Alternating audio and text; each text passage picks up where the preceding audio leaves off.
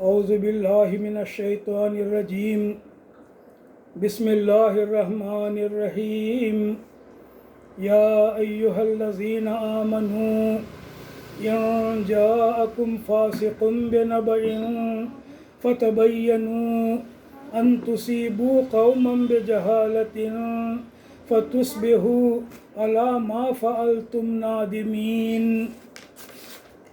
وَاعْلَمُوا أَنَّ فِيكُمْ رَسُولَ اللَّهِ لَوْ يُطِيعُكُمْ فِي كَثِيرٍ مِّنَ الْأَمْرِ لَأَنِتُّمْ وَلَكِنَّ اللَّهَ حَبَّبَ إِلَيْكُمُ الْإِيمَانَ وَزَيَّنَهُ فِي قُلُوبِكُمْ وَكَرَّهَ إِلَيْكُمُ الْكُفْرَ وَالْفُسُوقَ وَالْعِصْيَانَ أُولَٰئِكَ هُمُ الرَّاشِدُونَ فضلا من اللہ ونعمہ واللہ علیم حکیم وَإِن طَائِفَتَانِ مِنَ الْمُؤْمِنِينَ اخْتَتَلُوا فَأَصْلِحُوا بَيْنَهُمَا فَإِن بَغَتْ إِحْدَاهُمَا عَلَى الْأُخْرَى فَقَاتِلُوا الَّتِي تَبْغِي حَتَّى تَفِيءَ إِلَىٰ أَمْرِ اللَّهِ فَإِن فَاءَتْ فَأَصْلِحُوا بَيْنَهُمَا بِالْعَدْلِ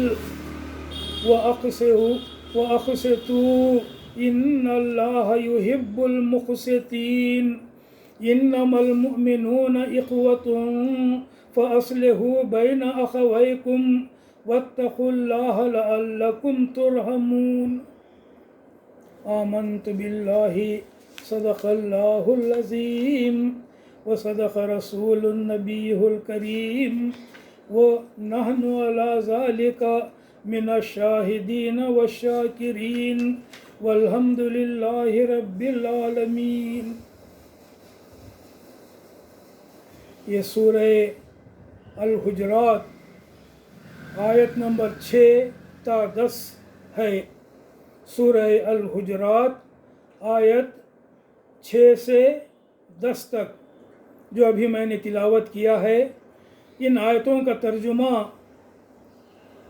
اس طرح ہے: اے لوگو جو ایمان لائے ہو، اگر کوئی فاسق تمہارے پاس کوئی خبر لے کر آئے تو تحقیق کر لیا کرو، کہیں ایسا نہ ہو کہ تم کسی گروہ کو نادانستہ نقصان پہنچا بیٹھو اور پھر اپنے کیے پر پشیمان ہو۔ خوب جان رکھو کہ تمہارے درمیان اللہ کا رسول موجود ہے صلی اللہ علیہ وسلم، اگر وہ بہت سے معاملات میں تمہاری بات مان لیا کرے تو تم خود ہی مشکلات میں مبتلا ہو جاؤ، مگر اللہ نے تم کو ایمان کی محبت دی اور اس کو تمہارے لیے دل پسند بنا دیا اور کفر و فسق اور نافرمانی سے تم کو متنفر کر دیا۔ ایسے ہی لوگ اللہ کے فضل و احسان سے راست رو ہیں اور اللہ علیم و حکیم ہے۔ اور اگر اہل ایمان میں سے 2 گروہ آپس میں لڑ جائیں تو ان کے درمیان صلح کراؤ، پھر اگر ان میں سے ایک گروہ دوسرے گروہ سے زیادتی کرے تو زیادتی کرنے والے سے لڑو یہاں تک کہ وہ اللہ کے حکم کی طرف پلٹ آئے، پھر اگر وہ پلٹ آئے تو ان کے درمیان عدل کے ساتھ صلح کراؤ۔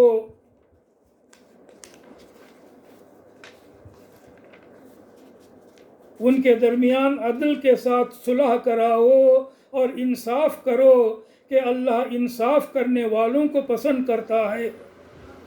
مومن تو ایک دوسرے کے بھائی ہیں، لہٰذا اپنے بھائیوں کے درمیان تعلقات کو درست کرو اور اللہ سے ڈرو، امید ہے کہ تم پر رحم کیا جائے گا۔ یہ ہے سورہ الحجرات کی آیات 6 سے 10 تک کا ترجمہ۔ اب ان آیتوں کو ذرا تفصیل سے جاننے کی کوشش کریں گے۔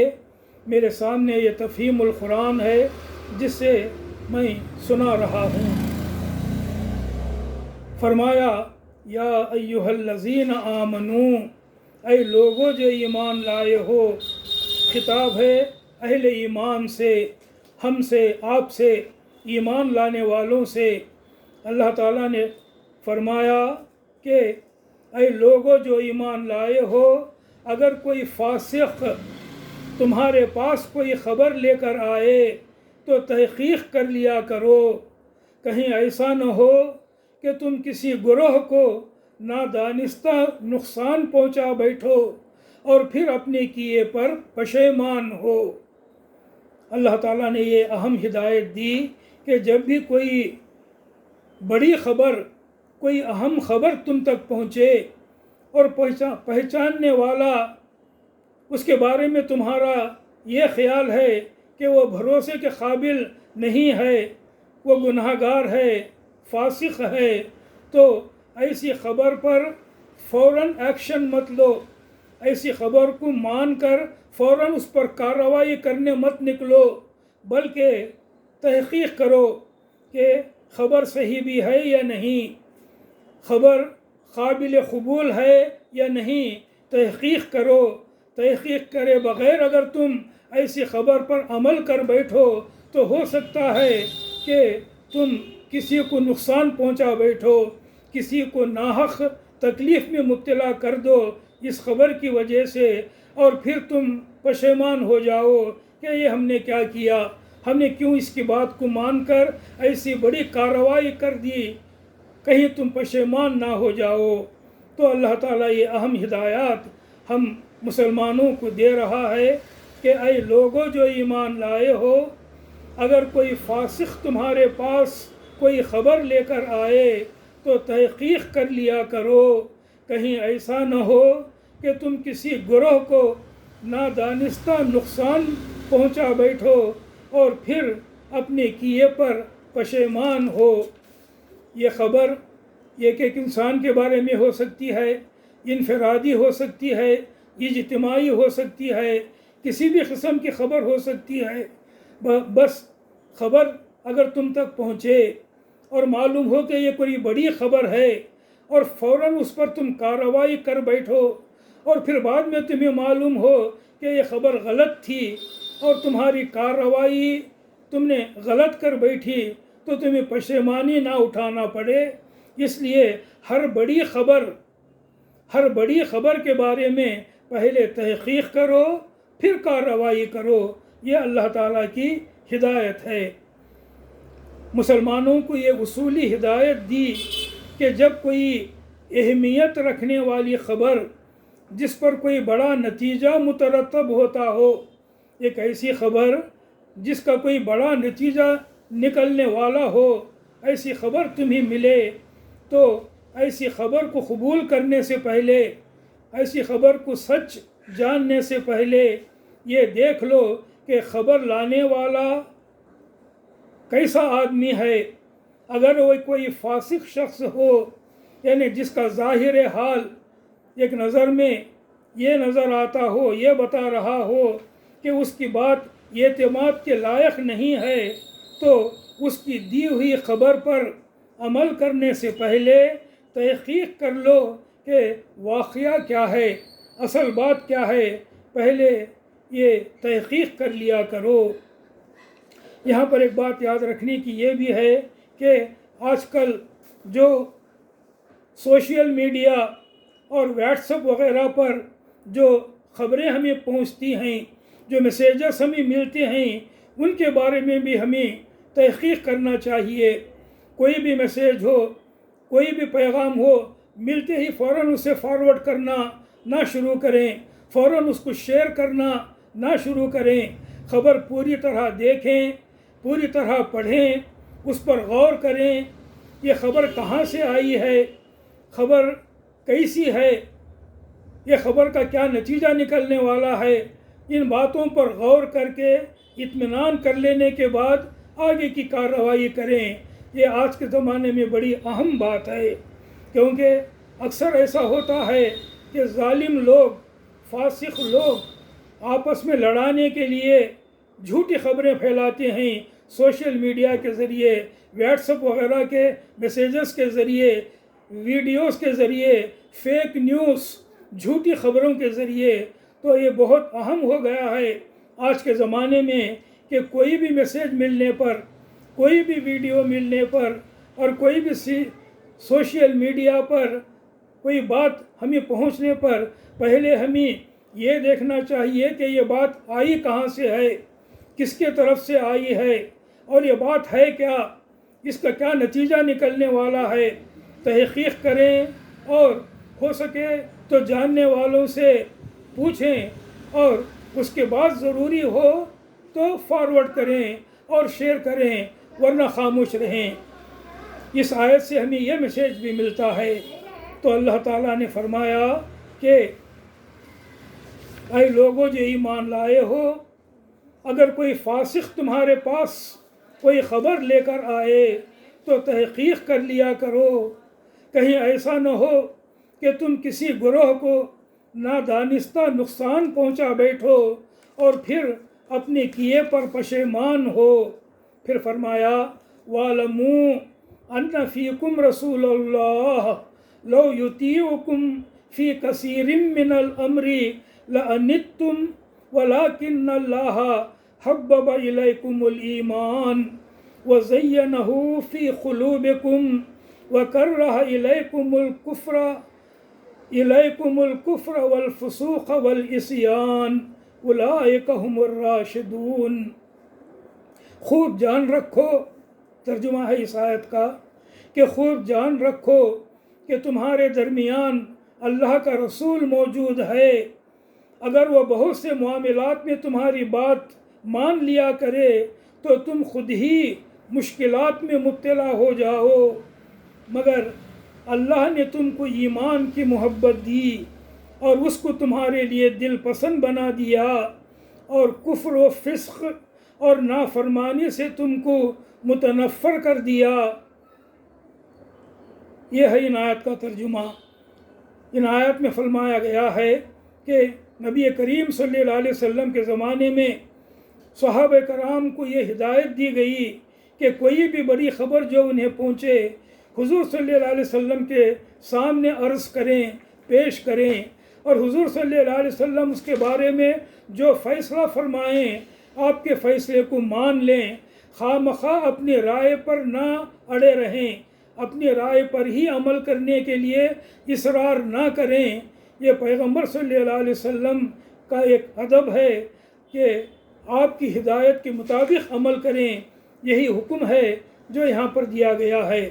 اس سے بھی ہمیں معلوم ہوتا ہے کہ آج ہم کو جو بھی بڑی خبر ملے، دین کے بارے میں ہو یا دنیا کے بارے میں، سیاست کے معاملے میں ہو یا معاملات کے معاملے میں، اگر ہم اس کو خود نہیں پرکھ سکتے اس بڑی خبر کو، تو جاننے والوں سے پوچھیں، جاننے والوں سے رائے لیں، اور اس کے بعد اس کے بارے میں کوئی کارروائی کریں۔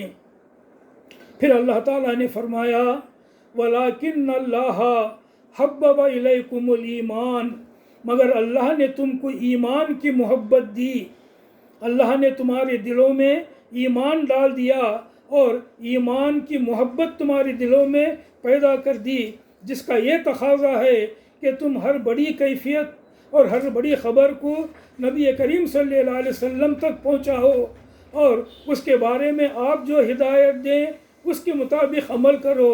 یہ تمہارے ایمان کا تقاضا ہے۔ اللہ تعالیٰ ایمان کا تقاضا یہاں بیان فرما رہا ہے کہ وَلَكِنَّ اللَّهَ حَبَّبَ إِلَيْكُمُ الْإِيمَانَ وَزَيَّنَهُ فِي قُلُوبِكُمْ، اللہ نے تم کو ایمان کی محبت دی اور ایمان کو تمہارے لیے دل پسند بنا دیا۔ اللہ تعالیٰ نے ایمان کو تمہارے لیے اے مومنوں دل پسند بنا دیا، تم ایمان کو چاہتے ہو، ایمان تمہارے دل میں بڑی محبوب چیز بن کر رہ گیا ہے، لہٰذا ایمان کے تقاضے بھی جانو، ایمان کے تقاضے بھی سمجھو اور ایمان کے تقاضے بھی پورے کرو۔ وَكَرَّهَ إِلَيْكُمُ الْكُفْرَ وَالْفُسُوقَ وَالْعِصْيَانَ، اور کفر و فسق اور نافرمانی سے تم کو متنفر کر دیا۔ اللہ تعالیٰ نے یہ احسان بھی تم پر کیا کہ کفر، اللہ کا انکار کرنا کفر، فسق، اللہ کی نافرمانی کرنا فسق، اور نافرمانی، عصیان، نبی کریم صلی اللہ علیہ وسلم کی بات نہ ماننا، ان چیزوں کو، کفر، فسق اور عصیان کو اللہ تعالیٰ نے تمہارے دل میں نفرت کی چیزیں بنا دیا۔ تم کفر سے نفرت کرتے ہو، فسق سے نفرت کرتے ہو، نافرمانی سے نفرت کرتے ہو۔ یہ بھی اللہ کا ایک احسان ہے تمہارے لیے، تو اس کا بھی یہ تقاضا ہے کہ تم اللہ کی بات مانو، اللہ کے رسول کی بات مانو، اور وہاں سے جو ہدایت ملے اس کے مطابق عمل کرو۔ اہل ایمان کے سیدھے راستے پر قائم رہنے کی وجہ سے، ایمان کے راستے پر قائم رہنے کی وجہ یہ ہے کہ اللہ نے اہل ایمان سیدھے راستے پر اس لیے قائم ہیں کہ اللہ نے اپنے فضل و احسان سے ایمان کے چلن کو ان کے لیے دل پسند بنا دیا ہے، اور کفر و فسق و نافرمانی کے چلن سے ان کے دلوں میں نفرت پیدا کر دی ہے۔ اس آیت کے بارے میں مشہور تفسیر تدبر قرآن میں مولانا امین احسن اصلاحی رحمۃ اللہ علیہ فرماتے ہیں، اللہ تعالیٰ نے یہ اہتمام فرمایا ہے کہ ایمان کو تمہاری نگاہوں میں دل پسند بنایا، اور ایمان کو تمہارے دلوں میں رچایا بسایا، اور کفر، فسق اور عصیان کو، جیسا ابھی میں نے کہا، کفر اللہ کا انکار کرنا کفر ہے، فسق اللہ کی نافرمانی کرنا فسق ہے، اور عصیان نبی کریم صلی اللہ علیہ وسلم کی نافرمانی کرنا عصیان ہے۔ تو ان تینوں چیزوں کو، کفر، فسق اور عصیان کو، اللہ نے تمہاری نگاہوں میں مکروہ، ناپسندیدہ اور مبغوض ٹھہرایا ہے۔ یہ بھی اللہ کا احسان ہے۔ ہوا یہ کہ شیطان نے کفر کو لوگوں کے لیے پرکشش، اٹریکٹیو بنا دیا تھا، اور اب بھی بنا رہا ہے۔ رسول اللہ صلی اللہ علیہ وسلم نے ایک طویل جد و جہد کے بعد ایمان کو اس کی اصل شکل میں لوگوں کو دکھایا۔ نبی کریم صلی اللہ علیہ وسلم نے، امین حسن اصلاحی رحمۃ اللہ علیہ فرماتے ہیں کہ نبی کریم صلی اللہ علیہ وسلم نے ایک طویل جد و جہد اور کوشش کے بعد ایمان کو اس کی اصلی شکل میں لوگوں کو دکھایا، اور ایمان کے جمال کو، ایمان کے حسن کو ان کے دلوں میں بٹھایا، صحابہ کرام کے دلوں میں بٹھایا، اور کفر کا اصلی برا چہرہ، کفر کا گندا چہرہ لوگوں کو دکھایا نبی کریم صلی اللہ علیہ وسلم نے۔ یعنی ایمان اور کفر دونوں کو ان کی حقیقی شکل و صورت میں لوگوں کے سامنے پیش کیا، جس سے لوگ ایمان کے دل دادا بنے، ایمان کو دل سے چاہنے والے بنے، اور کفر سے بیزار اور نفرت کرنے والے بنے۔ تو آگے فرماتے ہیں امین احسن اصلاحی، اس آیت سے یہ بھی معلوم ہوتا ہے کہ صرف کفر ہی ایمان کے خلاف نہیں ہے، ایمان کے منافی نہیں ہے، بلکہ کفر کے علاوہ فسق اور عصیان بھی ایمان کے منافی ہیں۔ اس آیت میں جیسا بھی کہا گیا، فسق کا مطلب ایمان کا دعویٰ کرنے کے باوجود اللہ تعالیٰ کی نافرمانی کرنا ہے۔ ایمان کا دعویٰ کرنے کے باوجود، مسلمان ہونے کے باوجود اللہ کی نافرمانی کرنا یہ فسق ہے، مولانا فرماتے ہیں۔ اور عصیان رسول اللہ صلی اللہ علیہ وسلم کی نافرمانی کے لیے آیا ہے۔ تو اس طرح اللہ تعالیٰ نے کھول کر بیان کر دیا کہ اللہ نے تم کو ایمان کی محبت دی. اللہ حبب الیکم الایمان وزینہ فی قلوبکم، اور ایمان کو تمہارے دلوں میں دل پسند بنا دیا. وکرہ الیکم الکفر والفسوق والعصیان، اور کفر و فسق اور نافرمانی سے تم کو متنفر کر دیا. اولئک هم الراشدون، ایسے ہی لوگ راست رو ہیں، ایسے ہی لوگ صحیح راہ پر ہیں. کیسے لوگ؟ ایسے لوگ جو ایمان کو پسند کرتے ہیں، صحیح راستے پر ہیں. ایسے لوگ جو کفر کو ناپسند کرتے ہیں، اللہ رسول کی نافرمانی کو ناپسند کرتے ہیں، ایسے لوگ راشدون ہیں، صحیح راستے پر ہیں، راہ راست پر ہیں.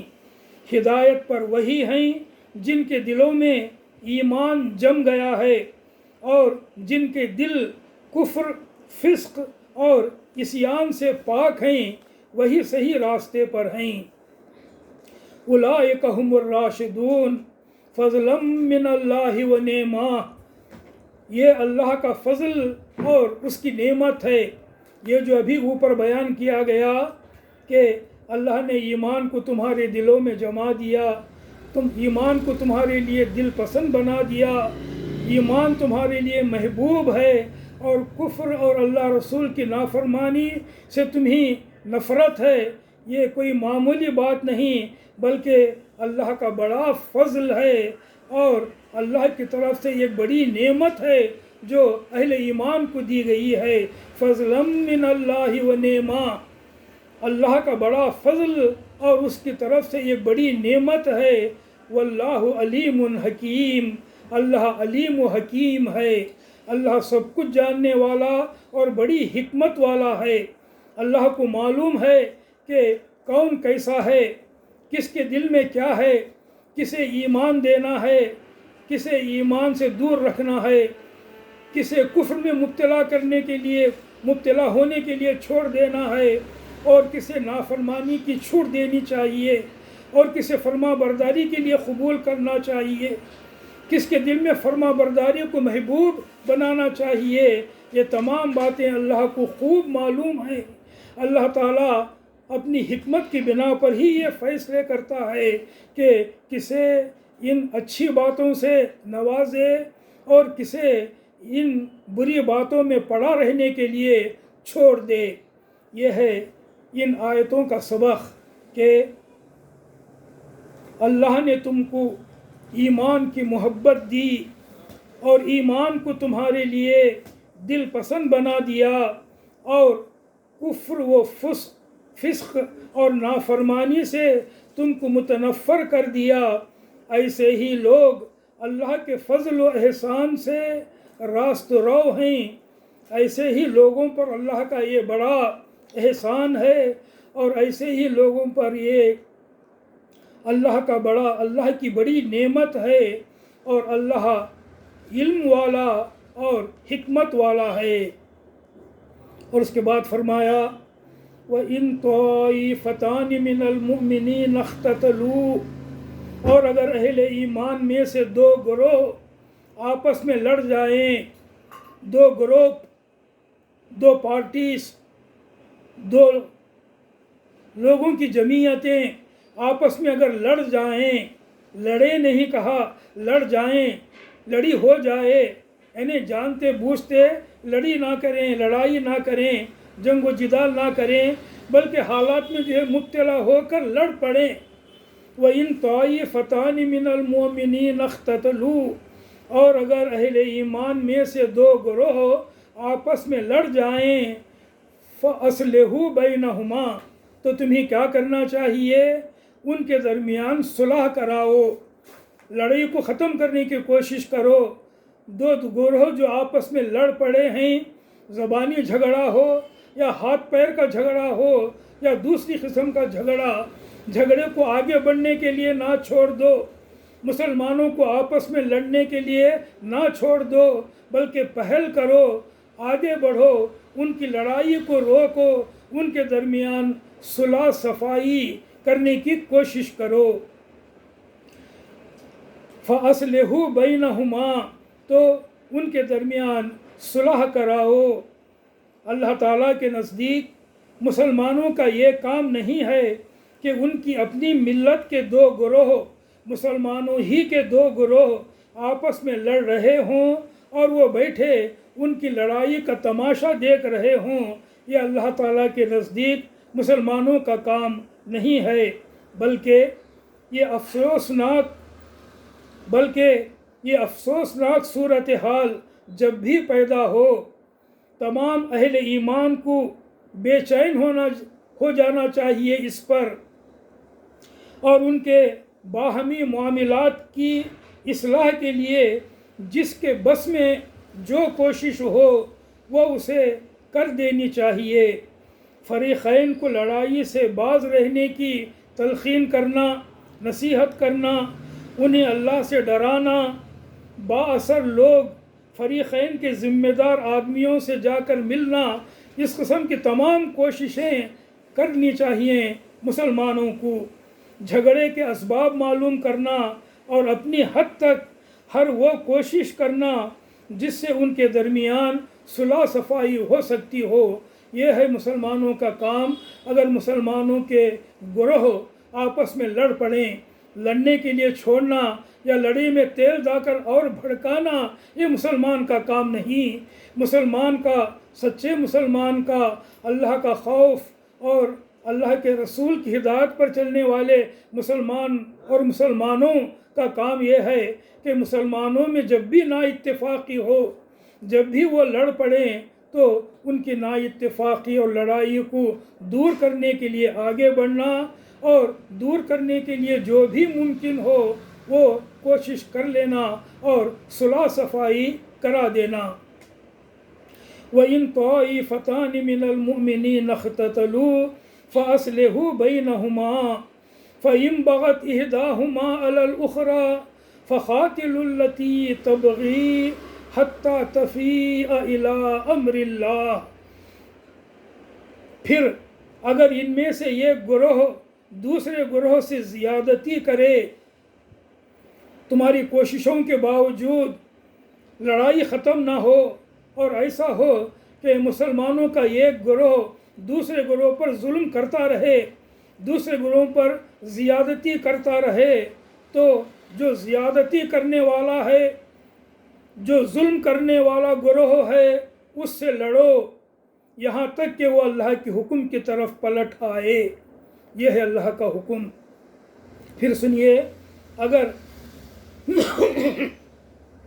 ان میں سے ان دو لڑنے والے گروہوں میں سے ایک گروہ دوسرے گروہ سے زیادتی کرے، ظلم کرے دوسرے گروہ پر، تو جو ظلم کرنے والا ہے اس سے لڑو۔ فَقَاتِلُوا الَّتِي تَبْغِي، جو ظلم کرنے والا ہے اس سے لڑو۔ کب تک؟ حَتَّى تَفِيءَ إِلَىٰ أَمْرِ اللَّهِ، یہاں تک کہ وہ اللہ کے حکم کی طرف لوٹ آئے۔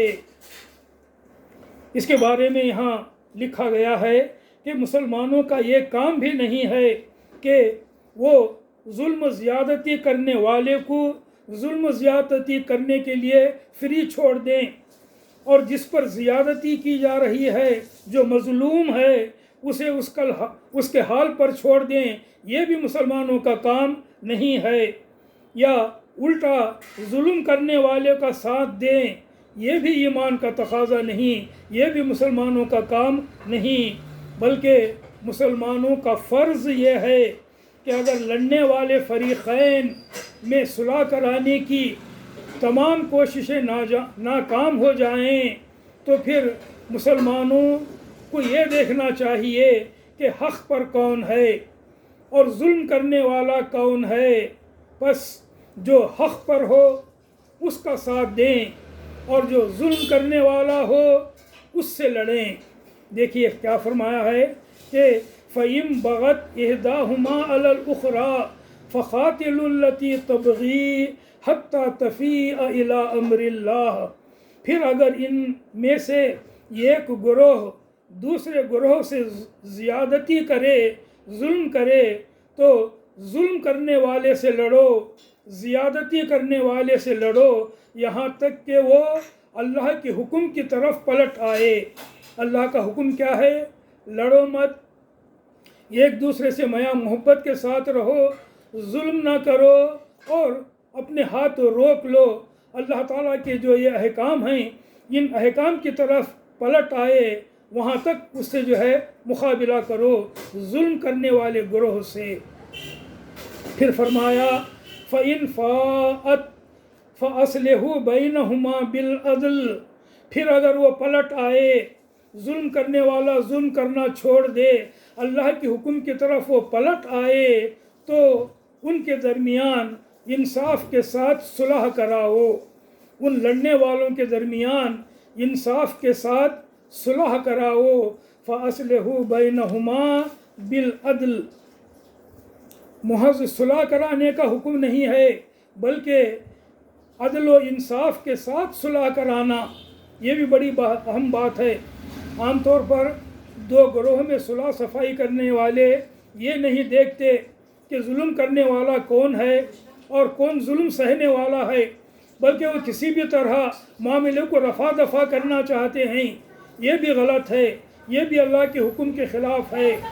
آپس میں لڑائی کو بند کرانے والے، صلح صفائی کرانے والوں کے لیے اللہ کی ہدایت یہ ہے کہ وہ یہ دیکھیں کہ ظلم کون کر رہا ہے اور ظلم کس پر ہو رہا ہے، اور اس کے بعد جب صلح صفائی کے لیے بیٹھیں تو انصاف کے ساتھ صلح صفائی کریں، انصاف کے تقاضے پورے کر کر صلح صفائی کرائیں اور انصاف کریں۔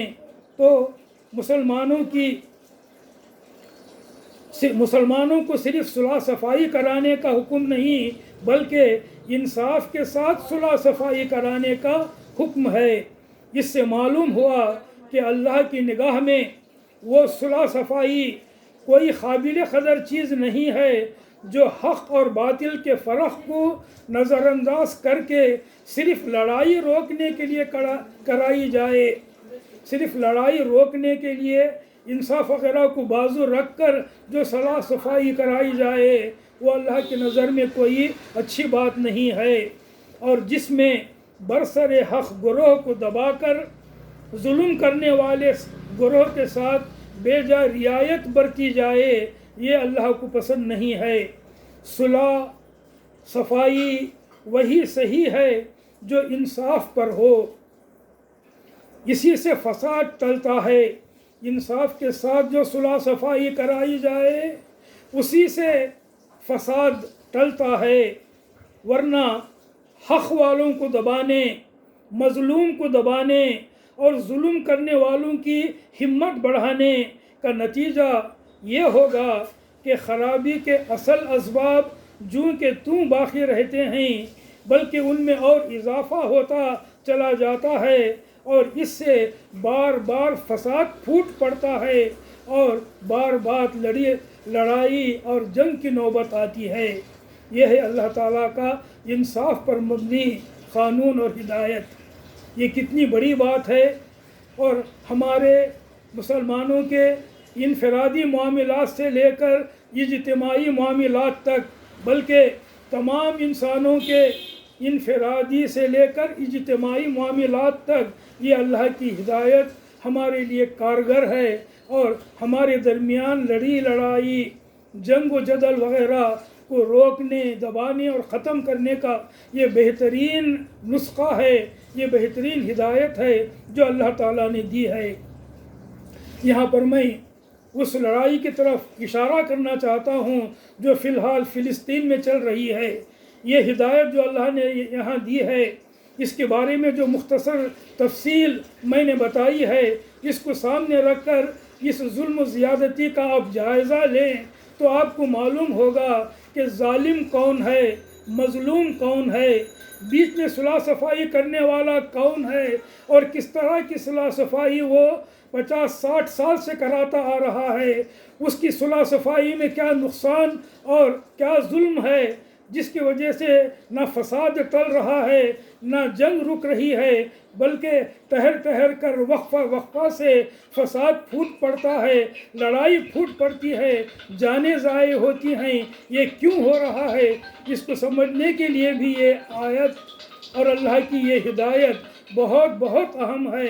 سوچنے والے، غور کرنے والے، قرآن مجید پر تفکر کرنے والے اس بات پر بھی خوب غور کر لیں۔ تو اللہ تعالیٰ نے فرمایا کہ فَإِن بَغَتْ إِحْدَاهُمَا عَلَى الْأُخْرَى فَقَاتِلُوا الَّتِي تَبْغِي حَتَّى تَفِيءَ إِلَىٰ أَمْرِ اللَّهِ فَإِن فَاءَتْ فَأَصْلِحُوا بَيْنَهُمَا بِالْعَدْلِ وَأَقْسِطُوا إِنَّ اللَّهَ يُحِبُّ الْمُقْسِطِينَ۔ اللہ انصاف کرنے والوں کو پسند کرتا ہے۔ اگر ان میں سے ایک گروہ دوسرے گروہ سے زیادتی کرے تو زیادتی کرنے والے سے لڑو یہاں تک کہ وہ اللہ کی طرف پلٹ آئے، اللہ کے حکم کی طرف پلٹ آئے۔ پھر اگر وہ پلٹ آئے تو ان لڑنے والوں کے درمیان عدل کے ساتھ صلح کراؤ، انصاف کے ساتھ صلح کراؤ، اور انصاف کرو کہ اللہ انصاف کرنے والوں کو پسند کرتا ہے۔ اس کے بعد اللہ تعالیٰ نے ایک اور اہم ہدایت دی۔ اس کے بعد والی آیت میں فرمایا انما المؤمنون اخوة فاصلحوا بین اخویکم واتقوا اللہ لعلکم ترحمون۔ مومن تو ایک دوسرے کے بھائی ہیں، لہٰذا اپنے بھائیوں کے درمیان تعلقات درست کرو اور اللہ سے ڈرو، امید ہے کہ تم پر رحم کیا جائے گا۔ یہ بھی بڑی اہم ہدایت ہے۔ اللہ تعالیٰ نے فرمایا انما المؤمنون اخوہ، مومنین آپس میں بھائی بھائی ہیں، مومنین آپس میں ایک دوسرے کے بھائی جیسے ہیں۔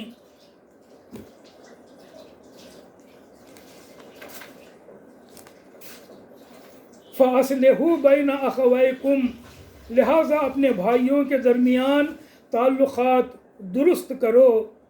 یہ آیت دنیا کے تمام مسلمانوں کو ایک دنیا کے تمام مسلمانوں کی ایک عالمگیر برادری قائم کرتی ہے، یونیورسل بردرہڈ قائم کرتی ہے، اور یہ اسی کی برکت ہے، اسی آیت کی برکت ہے کہ کسی دوسرے دین یا کسی دوسرے مسلک اور مذہب کے پیرووں میں وہ بھائی چارگی، وہ اخوت نہیں پائی گئی ہے جو مسلمانوں کے درمیان پائی جاتی ہے۔ ایسی گئی گزری حالت میں بھی مسلمانوں کی جیسی بھائی چارگی آج دنیا میں مسلمانوں کی ہے، کسی اور گروہ کی نہیں ہے، یہ بھی سمجھنے کی بات ہے۔ اس حکم کی اہمیت اور اس حکم کے تقاضوں کو رسول اللہ صلی اللہ علیہ وسلم نے اپنے بکثرت ارشادات میں بیان فرمایا ہے، جس سے اس حکم کی روح سمجھ میں آتی ہے۔ حضرت جریر بن عبداللہ رضی اللہ عنہ کہتے ہیں کہ رسول اللہ صلی اللہ علیہ وسلم نے مجھ سے تین باتوں پر بیعت لی۔ ایک یہ کہ نماز قائم کروں گا، دوسرے یہ کہ زکوٰۃ دیتا رہوں گا، تیسرے یہ کہ مسلمانوں کا خیر خواہ رہوں گا، مسلمانوں کا خیر خواہ رہوں گا۔ رسول اللہ صلی اللہ علیہ وسلم نے ان تین باتوں پر مجھ سے بیعت لی۔ یہ بخاری شریف کی حدیث ہے۔ حضرت عبداللہ ابن مسعود رضی اللہ عنہ کی روایت ہے کہ حضور صلی اللہ علیہ وسلم نے فرمایا مسلمان کو گالی دینا فسق ہے اور اس سے جنگ کرنا کفر ہے، بخاری شریف کی حدیث۔ پھر سنیے، مسلمان کو گالی دینا فسق ہے، اللہ کی نافرمانی ہے، نبی کریم صلی اللہ علیہ وسلم کی نافرمانی ہے مسلمان کو گالی دینا، اور مسلمان سے جنگ کرنا کفر ہے، مسلمان سے جنگ کرنا کفر ہے، بخاری شریف۔ حضرت ابو ہریرہ رضی اللہ عنہ کی روایت ہے کہ رسول اللہ صلی اللہ علیہ وسلم نے فرمایا ہر مسلمان پر دوسرے مسلمان کی جان، مال اور عزت حرام ہے۔ مسلم شریف اور ترمذی شریف۔ فرمایا ہر مسلمان پر دوسرے مسلمان کی 3 چیزیں حرام ہیں۔ کیا کیا ہیں وہ؟ اس کی جان لینا حرام ہے، اس کا مال لینا حرام ہے، اس کی عزت لینا حرام ہے، اس کی بے عزتی کرنا حرام ہے۔ نبی کریم صلی اللہ علیہ وسلم نے فرمایا۔ حضرت ابو سعید خدری اور حضرت ابو ہریرہ رضی اللہ عنہم کہتے ہیں کہ آپ صلی اللہ علیہ وسلم نے فرمایا مسلمان مسلمان کا بھائی ہے، وہ اس پر ظلم نہیں کرتا، اس کا ساتھ نہیں چھوڑتا، اس کی تذلیل نہیں کرتا، اسے حقیر نہیں سمجھتا، اسے ذلیل نہیں کرتا۔ ایک آدمی کے لیے آپ نے فرمایا ایک آدمی کے لیے یہی شر، یہی برائی بہت ہے کہ وہ اپنے مسلمان بھائی کو حقیر سمجھے۔ ایک آدمی کے لیے یہی برائی بہت ہے کہ وہ اپنے مسلمان بھائی کو حقیر سمجھے۔ مسند احمد۔ حضرت سہل بن سعد ساعدی رضی اللہ عنہ آپ صلی اللہ علیہ وسلم کا یہ ارشاد روایت کرتے ہیں کہ اہل ایمان کے گروہ کے ساتھ ایک مومن کا تعلق ویسا ہے جیسا سر کے ساتھ جسم کا تعلق ہوتا ہے۔ سر اور جسم جیسا تعلق ہوتا ہے، وہ اہل ایمان کی ہر تکلیف کو اسی طرح محسوس کرتا ہے۔ ایک مسلمان دوسرے مسلمانوں کی ہر تکلیف کو اس طرح محسوس کرتا ہے جس طرح سر جسم کے ہر حصے کا درد محسوس کرتا ہے۔ مسند احمد۔ اسی سے ملتا جلتا مضمون ایک اور حدیث میں ہے جس میں آپ صلی اللہ علیہ وسلم نے فرمایا مومنوں کی مثال آپس کی محبت میں اور ایک دوسرے پر رحم و شفقت کے معاملے میں ایسی ہے مثال جیسے ایک جسم کی حالت ہوتی ہے کہ جسم کے کسی بھی حصے کو تکلیف ہو تو سارا جسم بخار میں مبتلا ہو جاتا ہے۔ ایک مسلمان معاشرے کی، مسلمانوں کی، امت مسلمہ کی ایسی مثال ہے کہ جیسے جسم کے کسی ایک حصے کو زخم پہنچا تو سارا جسم بخار میں مبتلا ہو گیا۔ اسی طرح مسلمان کو معلوم ہو گیا کہ فلاں مسلمانوں پر ظلم ہو رہا ہے، وہ تکلیف میں ہے، تو مسلمان درد محسوس کرتا ہے، خود زخم پایا ہوا محسوس کرتا ہے۔ کیا ہم ایسا ہی اب محسوس نہیں کر رہے ہیں؟ ہمارے بھائی غزہ کے مسلمانوں کے ظلم و ستم کو دیکھ کر، ان کے درد، ان کی تکلیف اور ان کے خون کو دیکھ کر کیا ہمارے دل رو نہیں رہے ہیں؟ تو یہ ہے وہ بھائی چارگی جو اسلام نے ہم میں قائم کی ہے۔ یہ اللہ کا بڑا دین ہے، اللہ کی بڑی نعمت ہے کہ مسلمان کا بھائی ہے۔ تو یہ بخاری اور مسلم کی حدیث بھی نبی کریم صلی اللہ علیہ وسلم کی فرمائی ہوئی ہے۔ ایک اور حدیث میں آپ کا یہ ارشاد منقول ہوا ہے کہ مومن ایک دوسرے کے لیے ایک دیوار کی اینٹوں کی طرح ہوتے ہیں اور ہر ایک اینٹ دوسرے سے تقویت پاتا ہے۔ ایک اینٹ دوسرے سے مل کر مضبوط ہوتا ہے اور ایک پکی دیوار بن جاتا ہے۔ مسلمانوں کی مثال ایسی ہے۔ مسلمان الگ الگ بکھرے ہوئے اینٹ نہیں ہیں، بلکہ مسلمان ایسے اینٹ ہیں جن کو ملا کر سیمنٹ لگا کر ایک پختہ مضبوط دیوار بنائی گئی ہو۔ مسلمان ایسے ہیں۔ ترمذی اور بخاری شریف کی یہ حدیث ہے کہ مومن ایک دوسرے کے لیے ایک دیوار کی اینٹوں کی طرح ہوتے ہیں کہ جو ایک دوسرے سے طاقت پاتے ہیں۔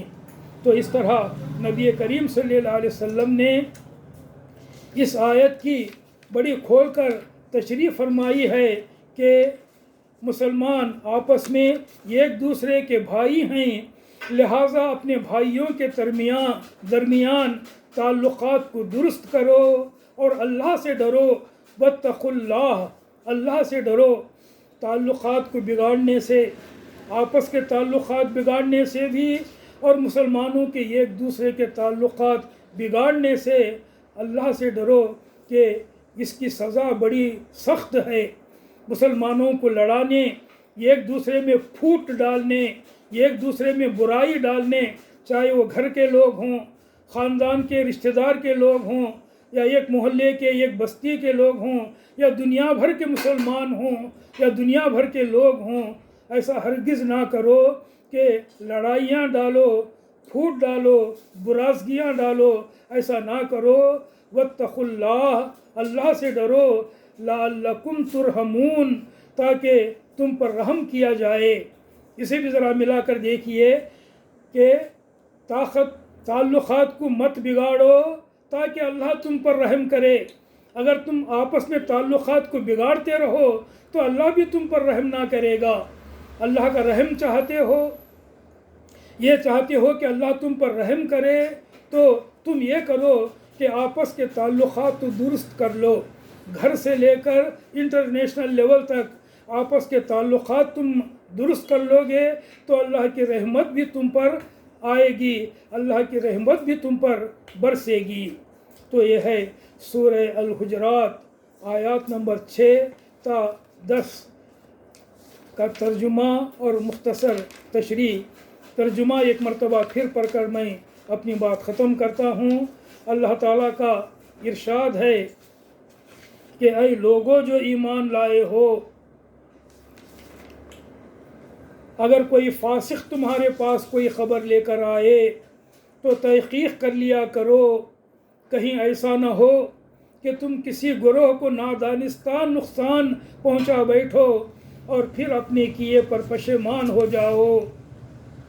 خوب جان رکھو کہ اللہ کے رسول تمہارے درمیان موجود ہیں، اگر وہ بہت سے معاملات میں تمہاری بات مان لیا کریں تو تم خود ہی مشکلات میں مبتلا ہو جاؤ، مگر اللہ نے تم کو ایمان کی محبت دی اور اس کو تمہارے لیے دل پسند بنا دیا، اور کفر و فسق و نافرمانی سے تم کو متنفر کر دیا۔